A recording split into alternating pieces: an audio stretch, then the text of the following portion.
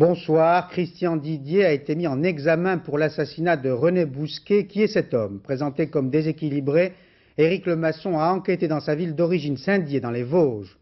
L'accord sur les oléagineux accepté par la France surprend ou irrite certaines organisations agricoles. Sandrine Meurck est allée voir un producteur de soja et de tournesol dans le Tarn-et-Garonne. Patronat et syndicats tentent de trouver une solution au déficit de l'assurance chômage. Nous appellerons Léo Lamberton. En Bosnie, ce sont cette fois les musulmans qui attaquent les Croates et qui sont accusés d'atrocités. Nous verrons le reportage de Jérôme Bonny. Mais nous allons commencer ce journal par une affaire qui donne des frissons. Anne Mourgue et Pascal Stelletta, qui enquêtent depuis plusieurs mois pour Envoyé spécial, sont à mesure de nous révéler un véritable scandale. Les membres d'une secte, baptisée les Enfants de Dieu, auraient un comportement pour le moins pervers à l'égard d'enfants, précisément. Mauvais traitement, abus sexuels. Ce soupçon a incité les gendarmes à intervenir dans 12 villes de France. Ils ont fait irruption dans ces étranges communautés, ont retiré de ces sectes 150 enfants et ont placé les parents en garde à vue. Les enfants n'ont pas eu peur, n'ont même pas semblé effarouchis. Peut-être étaient-ils préparés. Depuis plusieurs mois, leurs parents redoutaient une action des autorités. Les enfants dormaient encore à 6 h ce matin quand les gendarmes d'Aix-en-Provence ont investi leur jardin, cerné la maison. À l'intérieur, ces gendarmes pensaient trouver 10 enfants. Ils sont plus de 40, accompagnés de leurs parents, tous membres de la secte des Enfants de Dieu. Depuis plusieurs années, les témoignages s'accumulent contre ce mouvement. Abus sexuels sur des enfants, mauvais traitement. Ce matin, c'est dans 12 communautés simultanément que les gendarmes sont intervenus. Il n'était pas possible, sans pénétrer au sein de ces communautés, de s'assurer du fait que ces pratiques perduraient encore. Dans le voisinage, surprise, incrédulité, les Enfants de Dieu étaient des voisins plutôt tranquilles. Bonjour, bonsoir, ils sont venus une fois pour Noël, le lendemain de Noël, nous faire des danses, on a fait des danses, on leur a payé à boire, ils sont partis. Depuis plusieurs mois, les membres de la secte reconnaissent avoir commis des erreurs de jeunesse. Ils disent aussi avoir changé. Les gendarmes disposent de 48 heures de garde à vue pour prouver le contraire. Cette secte, fondée par un Américain dans les années 70, se dit croyante et entend appliquer le précepte de la Bible « Aime ton prochain », mais l'applique à la lettre. La Bible a bon dos. Voilà une cassette vidéo réalisée et diffusée dans la secte des Enfants de Dieu. Une fillette se déshabille devant la caméra pour exciter le gourou. Elle a 10 ans. Samuel et Daniel ont été membres des Enfants de Dieu pendant longtemps. Aujourd'hui, ils sont sortis du groupe et dénoncent ces pratiques. Ils parlent de prostitution, d'inceste, d'abus sexuels sur les enfants, documentation et cassettes vidéo de la secte à l'appui. C'est écrit dans leur livre, elle doit se déshabiller et ensuite donner de l'amour, c'est-à-dire avoir des relations sexuelles avec les membres du groupe. Le fondateur du mouvement, c'est lui, David Berg. Il a aujourd'hui 80 ans, il vit dans la clandestinité, peut-être au Japon. Début des années 70, c'est la mode hippie. Sur cette plage, sur la côte est des États-Unis, il crée son mouvement religieux fondé sur l'amour. Pour lui, la Bible doit être prise au sens littéral. Aimer son prochain, c'est faire l'amour avec son prochain. Sarah aussi s'est déshabillée pour David Berg. Elle est née dans la secte, a vécu plusieurs années en France, dans une communauté où elle dit avoir été violée à l'âge de 12 ans. Aujourd'hui, elle préfère garder l'anonymat. Je voyais toutes les autres filles qui avaient mon âge, qui dormaient avec des hommes et ils parlaient à tout le monde et tout le monde disait que c'était bien. Il y a quelques semaines, nous avons rencontré dans une communauté les porte-paroles de la secte en France. Ils ont nié l'existence de relations sexuelles entre adultes et enfants. Est-ce que ça a été autorisé à un moment, encouragé? Est-ce que ça l'est encore?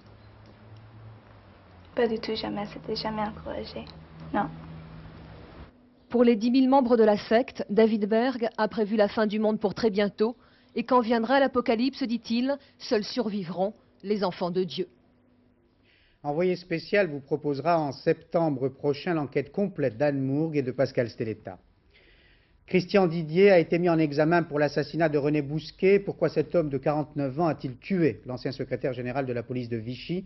Christian Didier a lui-même répondu hier en convoquant la presse avant d'être arrêté au nom de l'idée qu'il se fait du bien et du mal. Mais l'enquête menée par Éric Lemasson et Patrick Deschmecker dans sa ville d'origine, Saint-Dié, montre que Christian Didier apparaît davantage comme un illuminé que comme un justicier. C'est l'hypothèse retenue, en attendant d'en savoir plus. Un jour de 1985, il y a cru. En regardant son livre, publié à compte d'auteur, sortir de ses rotatives, Christian Didier a cru que la célébrité allait arriver. Déception, les 2100 exemplaires de la ballade d'Early Bird s'entasseront chez lui. Il avait besoin d'être reconnu comme écrivain. Pour lui, c'est ça. Je crois que ça a été sa déception.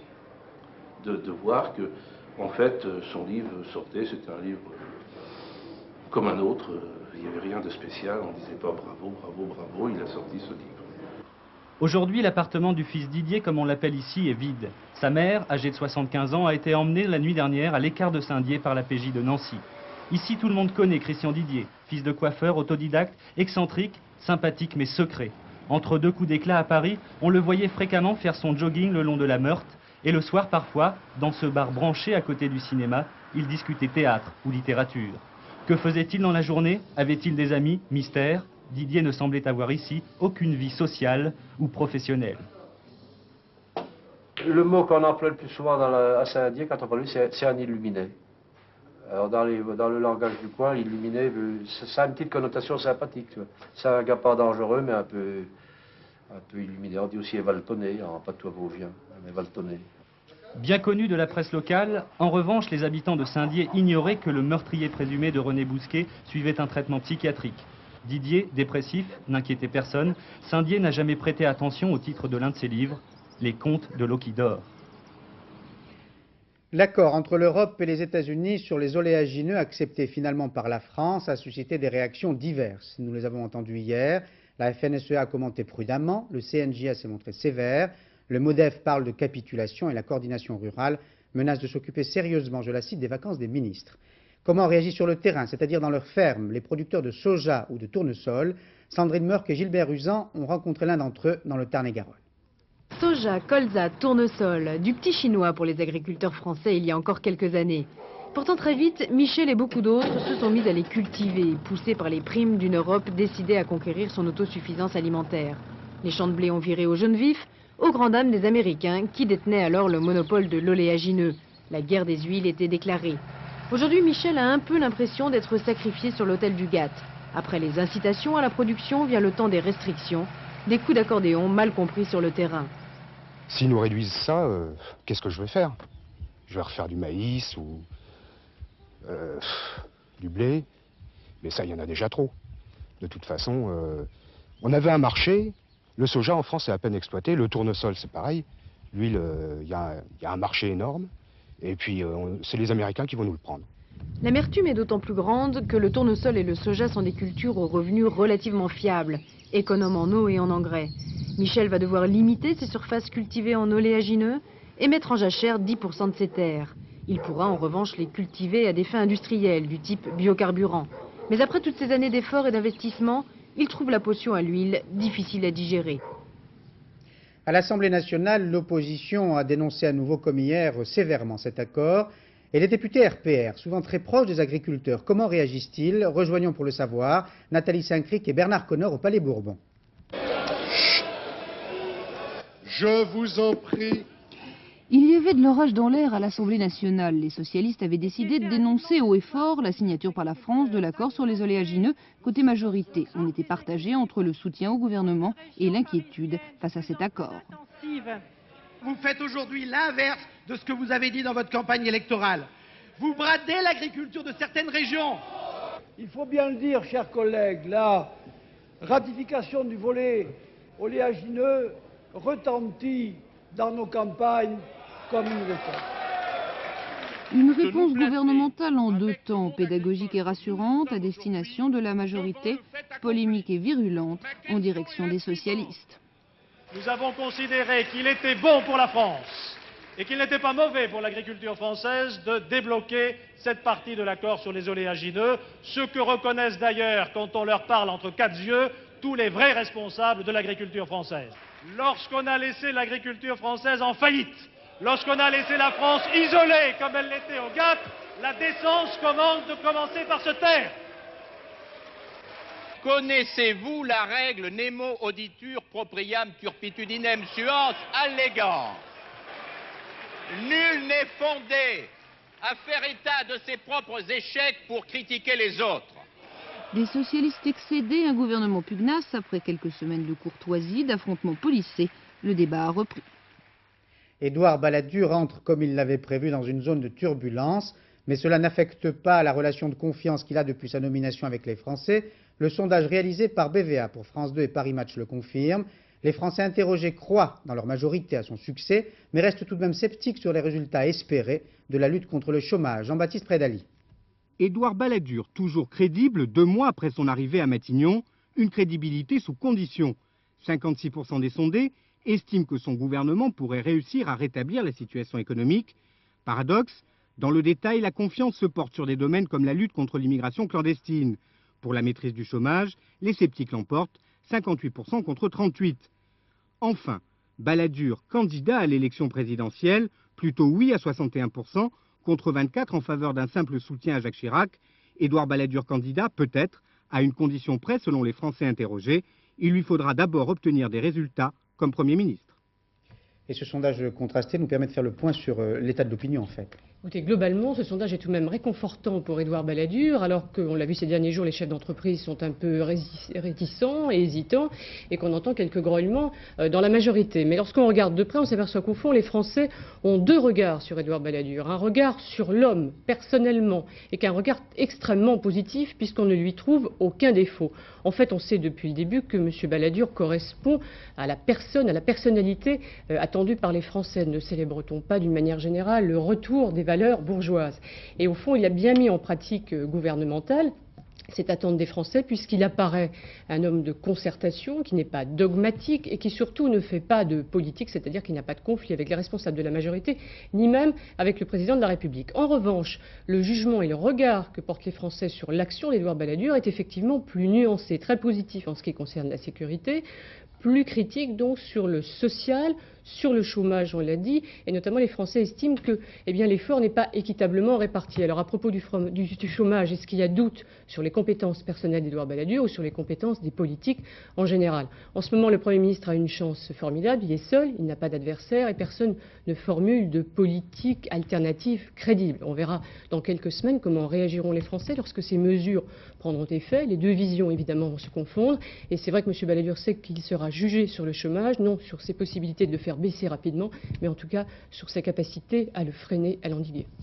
Nous apprenions la nouvelle au cours du journal hier soir. Le gouvernement, je vous le rappelle, a décidé de renoncer à une mesure généreuse qu'il avait prise pour éviter de nouvelles vagues de licenciements. Il avait promis une aide financière aux Français qui accepteraient une réduction de salaire.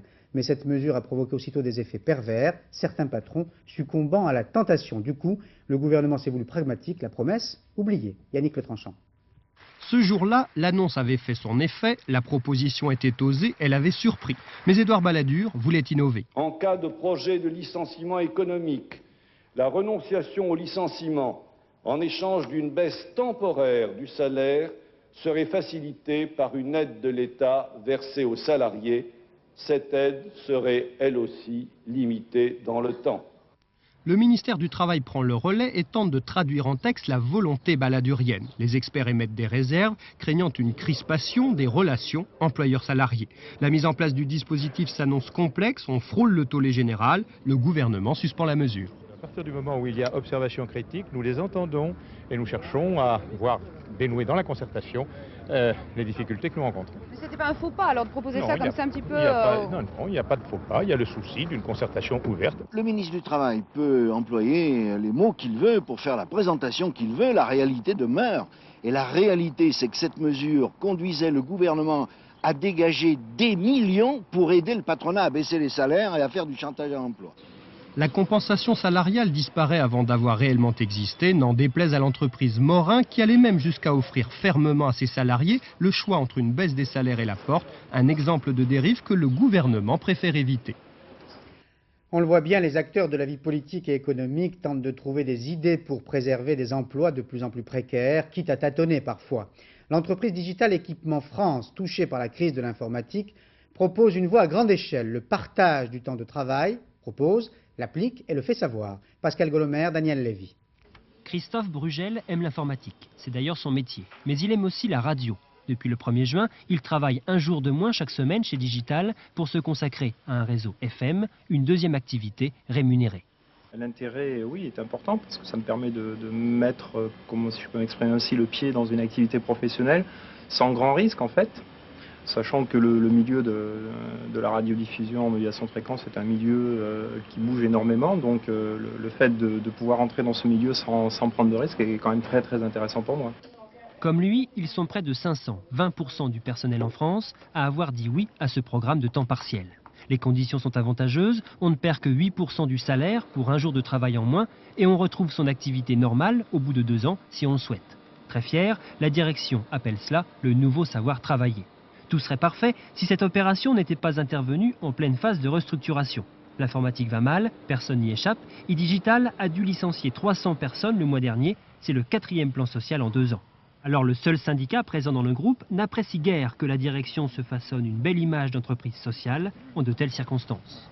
Oui, au temps partiel, le moment où les génératrices d'emplois, mais aujourd'hui, nous ne constatons pas ces créations d'emplois, mais bien au contraire, des licenciements.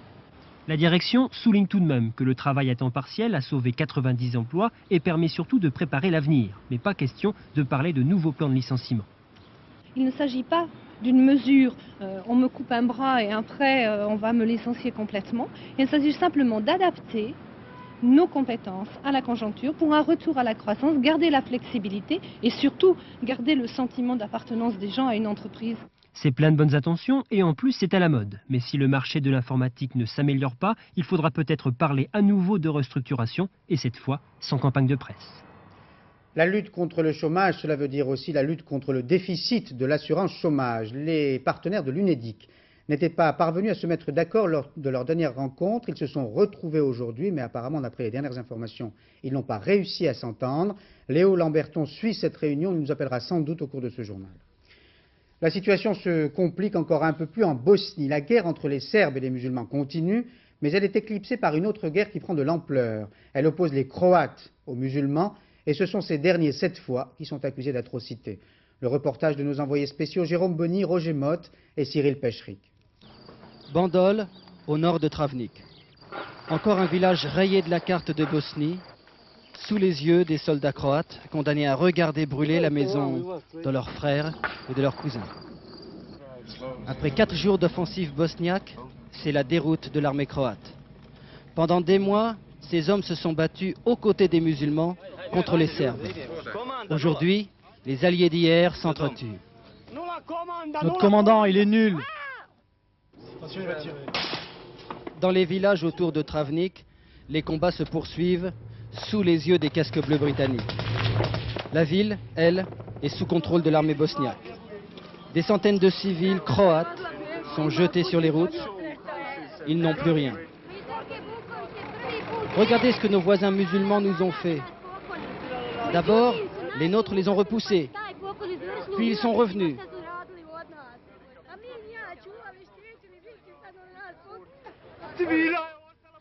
Ils égorgeaient tous les civils sur leur chemin. Cela fait à peine 5 minutes que je suis arrivé. L'objectif de cette offensive de l'armée bosniaque est de reprendre le contrôle du sud de Travnik où passent les convois d'approvisionnement de la Bosnie centrale. Mais ici, ce n'est jamais contre une armée que l'on part en guerre, mais contre tout un peuple, à une quinzaine de kilomètres des Serbes qui peuvent à tout moment tirer parti de la situation. C'est donc sous les yeux du bataillon de casques bleus anglais que la guerre se poursuit ici à Travnik. Et la dernière résolution du Conseil de sécurité, la résolution 836, n'y changera rien, car le secteur de Travnik ne fait pas partie des 6 zones de sécurité décrétées par l'ONU. En Somalie, les casques bleus n'entendent plus subir les embuscades meurtrières de certaines factions. Le secrétaire général de l'ONU l'avait laissé entendre sur notre antenne lundi soir. Des affrontements violents pourraient se produire entre les soldats de la paix et des bandes armées prudentes. Les organisations humanitaires préfèrent pour la plupart quitter Mogadiscio. Philippe Rochaud, Jean-Louis Normandin. Mogadiscio a retrouvé ses barricades, ses tireurs embusqués et l'insécurité qui prévalait avant l'intervention américaine de décembre dernier. les forces des Nations Unies s'apprêtent à frapper les hommes du général Aidid en représailles à l'embuscade de samedi qui a coûté la vie à 23 casques bleus pakistanais. Résultat, la plupart des organisations humanitaires plient bagages, comme l'Action internationale contre la faim, qui rapatrie ses 21 représentants sur place. Malgré l'insécurité dans les régions où elle s'était installée, comme ici à Bourakaba, la ICF avait accepté de continuer sa mission. Une poignée de jeunes délégués parvenaient encore à soigner, nourrir et aider les populations locales, mais le risque est devenu trop grand. Les populations ont toujours envie qu'on reste, les populations qu'on soutient, qu'on aide dans l'ensemble des différents villages où travaille ICF a bien évidemment envie qu'on reste. Le problème aujourd'hui, c'est qu'on ne peut plus sortir de Mogadiscio, on peut à peine sortir de nos maisons sans risquer de se faire demain matin tirer dessus, soit par des éléments isolés, soit par des manifestations spontanées qui vont se créer par rapport à une rumeur ou à un bruit. L'Action internationale contre la faim quitte la Somalie alors que pendant des mois, elle a nourri des milliers d'enfants, soigné des centaines de malades avec ses 2 médecins et 6 infirmières. Son action touchait plus de 80 000 personnes. Avec elle, l'organisation américaine CARE ainsi que Pharmaciens sans frontières se retirent de Somalie et laissent à nouveau la population confrontée aux problèmes de la faim et de l'insécurité. L'attaque prévisible de la force des Nations Unies risque de ruiner des mois d'efforts pour rendre l'espoir aux Somaliens. Le mouvement ACT UP s'est fait connaître à la conférence internationale de Berlin sur le sida, comme à son habitude d'une manière spectaculaire, pour rappeler son existence aux participants, médecins ou industriels à cette conférence. Les malades, en quelque sorte, voulaient se faire entendre et leur détresse met souvent à contribution les infirmières et les aides-soignantes. Reportage de Sandrine Meurck et Gilbert Usan. Elle m'a caressé le bras, ça m'a fait du bien. Elle m'a souri, elle m'a dit « Vous allez bien ?» Comme une mère. Comme une mère, vous voyez. Chaque matin, Thierry guette le premier sourire de celle qu'il appelle ses anges gardiens. Ici, les petits mots de tous les jours prennent une force particulière. Ils aident à surmonter les transfusions quotidiennes et l'angoisse. Une présence aussi vitale que cet antiviral qui s'écoule goutte à goutte dans le sang empoisonné. J'ai jamais perdu le moral, jamais. J'ai toujours eu confiance en la médecine, toujours. On m'explique bien les choses. C'est ça qui est très important. J'aime savoir ce que j'ai. Et en fonction de ça, je peux lutter. Je peux lutter psychologiquement, enfin... Lutte quotidienne aussi pour Michel et Odette, respectivement aides-soignantes et infirmières. Pendant 8 heures d'affilée, elles s'occupent des malades avec des gestes à risque qui nécessitent sang-froid et précaution, sans tomber dans la paranoïa. Le malade doit avant tout sentir qu'on n'a pas peur de le soigner. Une motivation qui tient du sacerdoce. Quand on fait les soins, notamment à la toilette, c'est vrai qu'on a une approche du malade, on peut discuter. Bon. Il se confie souvent à nous aussi, hein, peut-être plus qu'aux infirmières qui passent plus rapidement, et les médecins aussi. Quand le malade en a ras-le-bol et qu'il sent que bon, la fin n'est pas très loin, c'est vrai qu'il y a des moments où c'est très dur. Et puis quand c'est fini, il nous arrive bon, de décompenser, quoi. Vraiment d'avoir des crises de larmes. Bon. Mais il le faut, ça c'est quelque chose qui est nécessaire. Bon, je sais que je suis pas immortel, mais enfin si je pouvais durer un peu, ça serait bien.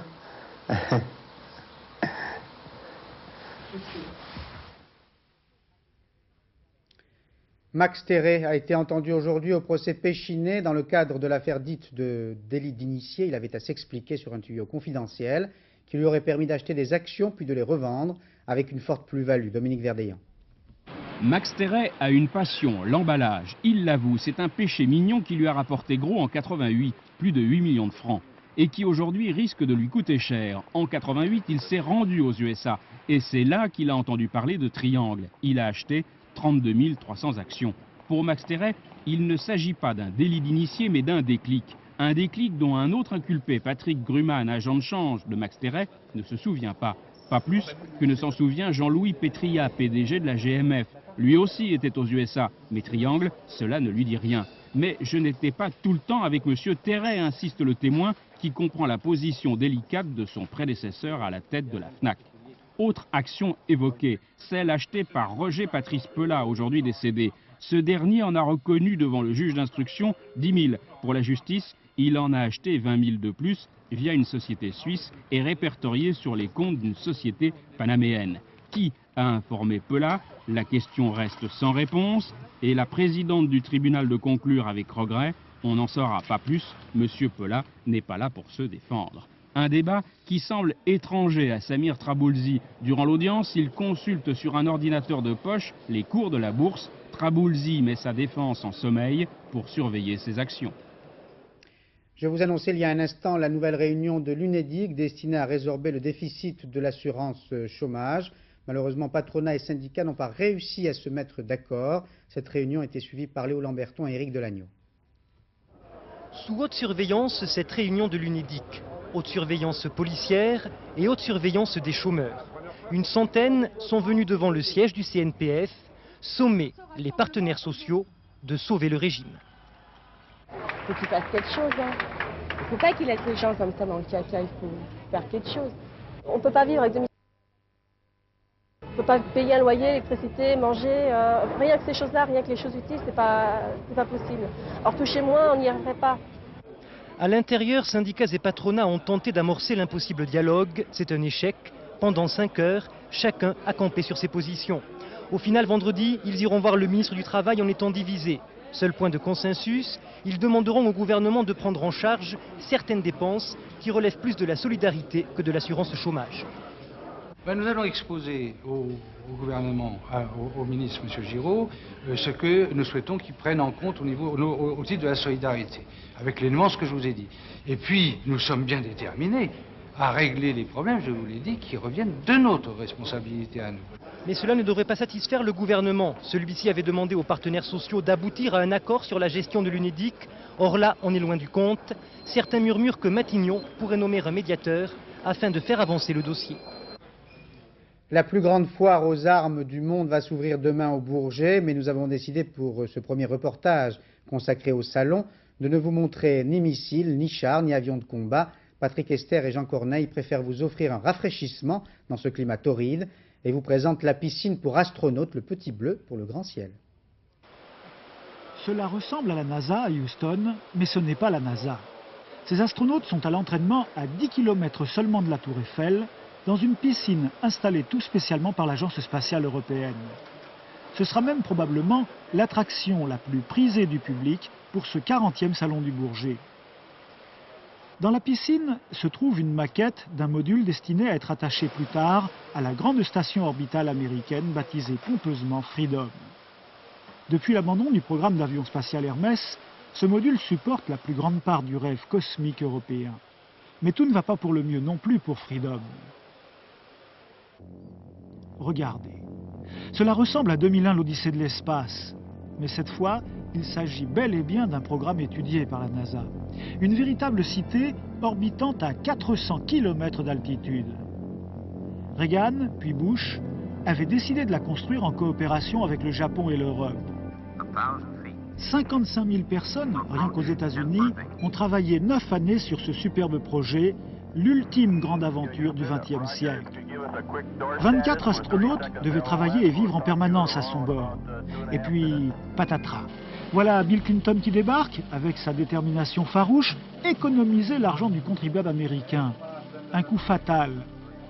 La première colonie spatiale devra finalement se contenter de 4 habitants contre les 24 prévus. Ridicule.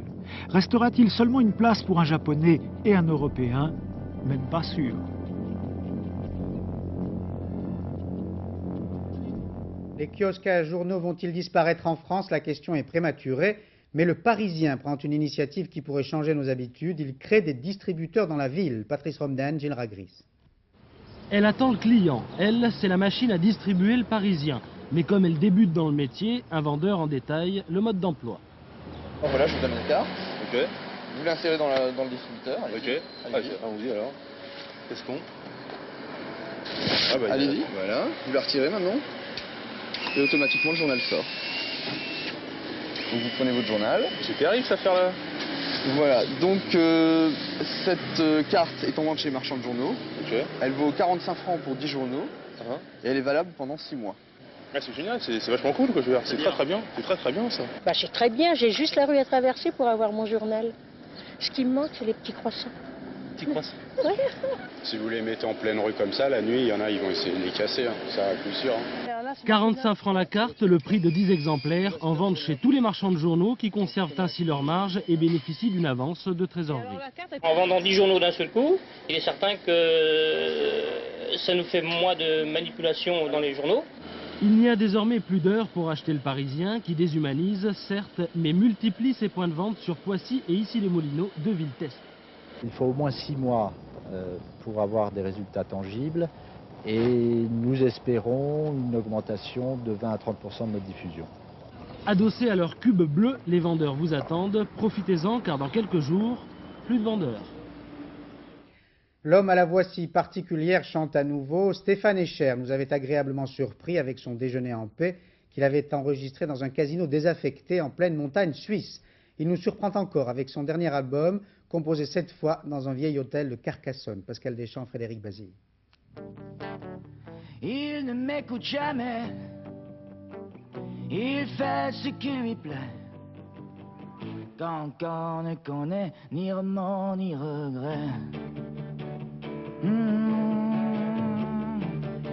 Un hôtel désert, un mois d'hiver, une chambre en solitaire, il fait nuit et Stéphane Escher cherche une fois de plus une atmosphère.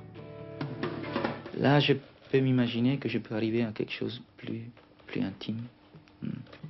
Oui, je me sens très proche quand je suis là seul, toute la ville dehors.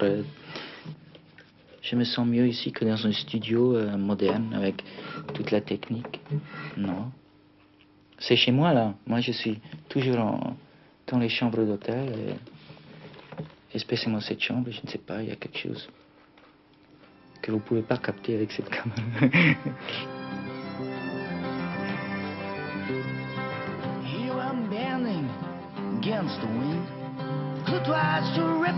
Ici, pendant un mois, il a fait venir ses musiciens et l'un des meilleurs ingénieurs du son, Dominique Blanc-Francard.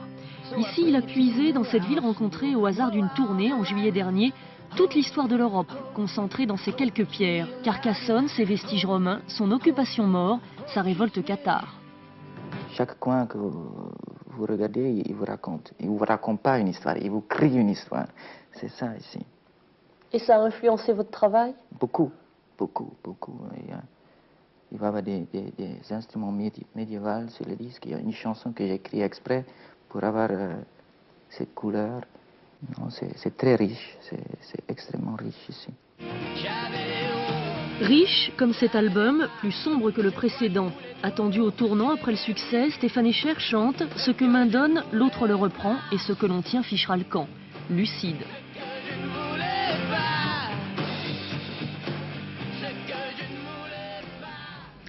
Les contes de fées existent encore. Masako, la roturière, a épousé le prince Naruhito sous l'œil de sa maman Yumiko et avec la bénédiction de l'empereur Akihito et de l'impératrice Michiko. C'était à Tokyo, en kimono. Françoise Joly.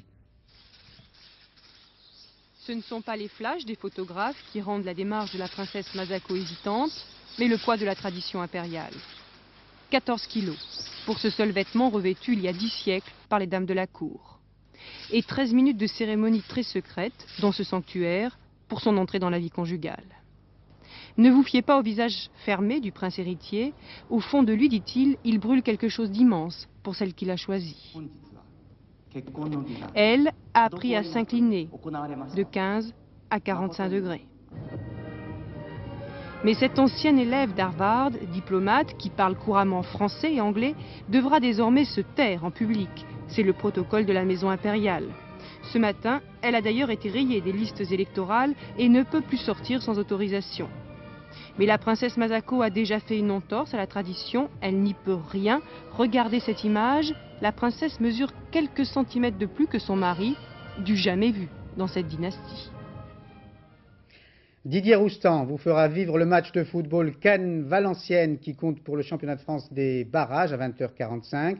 Michel Honorin, à 22h35, vous présentera un document étonnant sur la violence à Moscou, sur la mafia russe. Moscou peut être une nouvelle Chicago. Catherine Sellac vous informera à 23h35 avant le cercle de minuit de Michel Field. Et Sophie Davant, à la mi-temps du match Cannes-Valenciennes, vous dira qu'il y aura demain des orages violents dans la plupart des régions. Bonne soirée sur France 2, à demain 20h. Bonsoir.